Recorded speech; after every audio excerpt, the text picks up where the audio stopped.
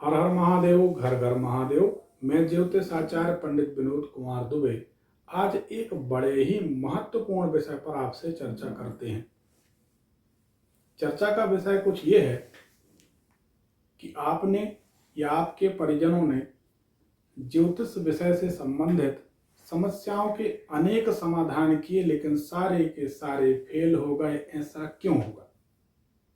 दूसरा विषय यह है कि आपने, आपके परिजनों ने सच्चे मन से खूब साधना आराधना की, 2-2, 4-4 घंटे माला जाप, तपस्या, अभिषेक, पूजन, शिवार्चन किया, परंतु फेल हो गया। इसमें कारण क्या है? कोई ना कोई कारण है। कार्य और कारण का सिद्धांत विज्ञान भी मानता है, बिना कारण कुछ होता नहीं। नाव में छेद छोटा हो या बड़ा, नाव डूबने के लिए काफी। इस विषय पर आज चर्चा करते हैं। इस वीडियो को पूरा देखिए, सुनिए, ताकि आपके बहुत सारे भ्रम टूट जाएंगे और बहुत सारी समस्याओं का समाधान आपको क्षण में मिल जाएगा। आपकी पूजन और आपके उपायों की सफलता का रहस्य भी इसी वीडियो में सम्मिलित है। इसको आप ध्यान से देखिए। आपने देखा होगा कि मनुष्य ज्योतिषी के पास जाकर बहुत एक से एक सटीक और प्रमाणिक उपाय पाता है। उस उपाय को पूरे भरोसे, शिद्दत से, ईमानदारी से मनुष्य करता है, परंतु वह उपाय सफल नहीं होता। क्यों? उसके दो कारण। मनुष्य का जीवन एक व्हील की तरह, एक चाक की तरह चलता है। उसमें दो निशान प्रधान होते हैं, एक रेड और एक ग्रीन। जब मनुष्य का ग्रीन निशान यानी अच्छा समय, शुभ समय, अनुकूल समय टॉप पर होता है, उस समय रेड निशान, खतरे का निशान, जो दुख का, बुरे समय का निशान, वह नीचे होता है। उस समय किसी ज्योतिषी की, किसी गुरु की, किसी संत, साधु, भक्त, त्रकालज्ञ, ज्योतिष मर्मज्ञ, थर्ड आई, सिक्स सेंस, किसी की जरूरत नहीं होती, काम चलता है।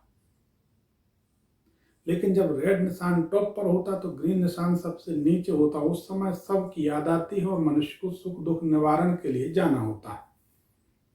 किसी न किसी ज्योतिषी के पास कोई जाता है।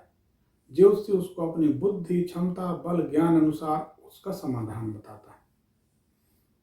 अब इसमें असफलता का एक कारण तो यह है कि जब मनुष्य सब जगह से थक जाता है, तब ज्योतिषी के पास जाता है, यानी उसका रेड निशान टॉप पर है। मनुष्य उस समय, मनुष्य अपनी समस्या से पीड़ित है, मनुष्य की समस्या चरम पर है।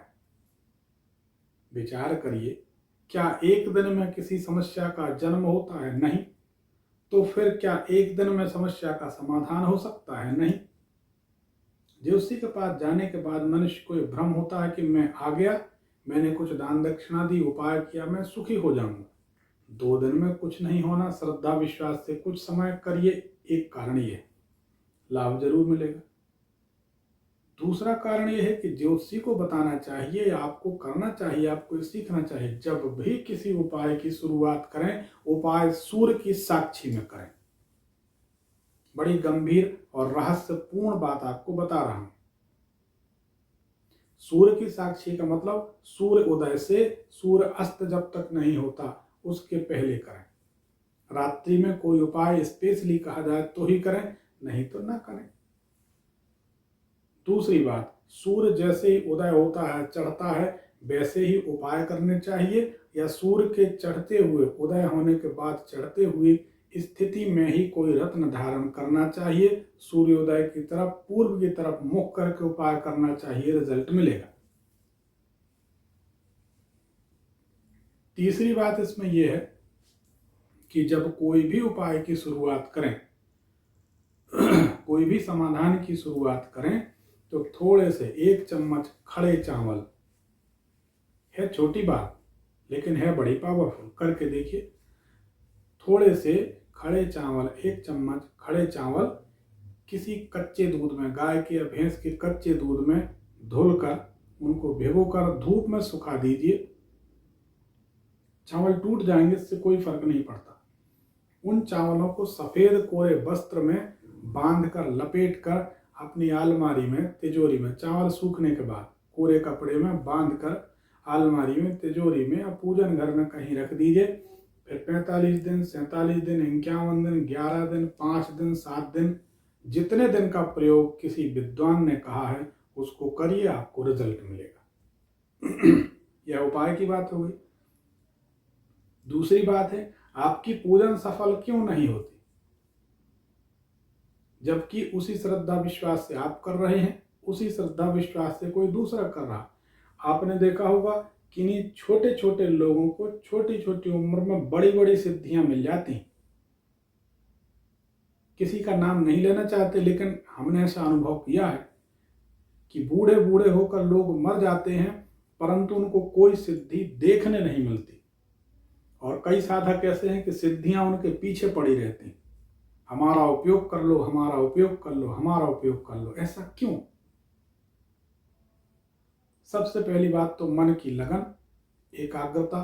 तो इसमें कोई दो राय नहीं, हर मनुष्य अपनी एकाग्रता के अनुसार ही पूजन करता है, अपने श्रद्धा विश्वास से पूजन करता। उसमें हम कोई प्रश्न या शंका सवाल नहीं उठाते, सबकी अपनी अपनी आस्था है। थोड़ा सा इसमें तरीका गलत हो सकता है।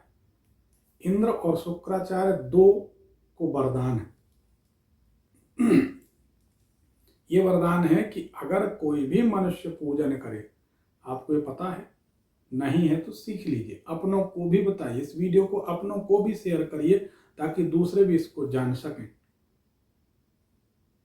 और ऐसे सैकड़ों वीडियो हमारे इसी YouTube चैनल भविष्य फल में पड़े हैं, जिनमें बड़ी छोटी छोटी मार्मिक जानकारियां दी हैं, आपके काम की हैं। आप लोग उसे सर्च कर सकते हैं। हमारे YouTube चैनल को सब्सक्राइब करिए, बेल आइकन दबाइए, शेयर करिए, लाइक करिए। इंद्र और शुक्राचार्य को दो वरदान हैं दोनों को, कि यदि पूजन करके कोई समर्पण ना करे तो उसकी पूजन का फल आधा आधा आप बांट लिया करें। ये शास्त्रों की बात है, किसी अपने गुरु से, विद्वान से, किसी संत से पूछिए, जो बहुत अच्छा जानकार होगा वह बताएगा आपको। तो पूजन के बाद कोई भी पूजन करिए, जैसे आप हाथ में जल लेकर संकल्प करते हैं पूजन के पहले, ऐसे पूजन के बाद हाथ में पूजन का जल लेकर भगवान से, भगवती से प्रार्थना करिए कि मैंने जो आपकी सेवा आराधना की उसे समर्पित करता हूँ। पूजन में कभी भी पूजन शब्द का इस्तेमाल मत करिए, आप चक्कर में पड़ जाएंगे। पूजन करने में, पूजा शब्द का संकल्प करने में 16 प्रकार के दोष लगते, कोई ना कोई दोष आपको लग ही जाएगा। आपको ये ध्यान रखना है कि यह कहना है कि जो मैंने आपकी सेवा आराधना की, भजन किया, वह समर्पित करता हूँ, हाथ में जल लेकर, ऐसा कभी मत छोड़िए, पूजन का फल नहीं मिलेगा। हाथ में जल लेकर इस तरीके से जल छोड़िए और उसके बाद जहां जल छोड़ा उस जमीन में इस उंगली को रखिए, रिंग फिंगर को, फिर इसके ऊपर लिटिल फिंगर, छोटी उंगली रखिए। इस तरह से उस जल के ऊपर घिसकर माथे पर तिलक लगाइए, आपने पूजन समर्पण कर दी। उदाहरण के लिए आप मेरा निमंत्रण करें और मेरे लिए भोजन कराएं, मुझे ना दें तो मुझे नहीं मिलेगा। ऐसे ही जिसकी पूजन की उन्हीं को देना है, भेंट करना है, घिसकर माथे पर लगाना है। पूजन समर्पण के बाद आसन, चटाई को आपको मोड़ना है, अपनी ओर मोड़ लें तो अच्छी बात है। इस तरह से चटाई उठानी है, 2 बूंद जल लेना है, इस तरीके से जल जमीन में छोड़ना है। ओम इंद्राय नमः या ओम शुक्राय नमः, दो में से एक मंत्र, ओम इंद्राय नमः या ओम शुक्राय नमः कहकर जमीन पर जहां जल छोड़ा है इस तरह से उसको घिसकर अपने माथे पर लगा लीजिए। पूजन का फल आपको ही मिलेगा, किसी को नहीं मिलेगा। और यदि आप पूजन समर्पण किए बगैर चटाई के नीचे जल छोड़कर मंत्र के साथ घिसकर लगाए बगैर उठ जाते हैं तो आपकी पूजन का फल इंद्र और शुक्राचार्य आधा आधा बांट लेते हैं, उसका फल आपको बिल्कुल 0 हो जाता, कुछ नहीं मिलता। ये रहस्यमय जानकारियां थी। इस तरह की और जानकारियों के लिए आप जुड़ सकते हैं हमारे भविष्य फल चैनल पर। YouTube में हमारा भविष्य फल चैनल है, इसको आप सब्सक्राइब करिए, शेयर करिए, बेल आइकन दबाइए ताकि आपको नोटिफिकेशन मिले, क्योंकि रोजाना रात्रि में 8 से 9 के बीच हम लाइव होते हैं। और आप जानते हैं आपकी समस्त समस्याओं का समाधान हम बैठे बैठे फ़ोन पर बताते हैं और आपसे ही पूछते हैं कि ऐसा है या नहीं, और आप कहते हैं हाँ सत्य है। आपकी कुंडली को हम सबसे पहले प्रमाणित करते हैं, हमारे कार्यक्रम की विशेषता है। उसके बाद हम उस पर फलादेश करते हैं। जिन लोग नए जुड़े हैं, जिन लोगों को जानकारी नहीं, हमारे इस यूट्यूब चैनल पर जो लाइव के वीडियो पड़े हैं, उनका एक कॉलर, कम से कम एक कॉलर जरूर सुनिए, आपको तसल्ली हो जाएगी। ज्योतिष विद्या बड़ी विलक्षण है। अगले वीडियो में फिर मिलते हैं। धन्यवाद। हर हर महादेव, घर घर महादेव।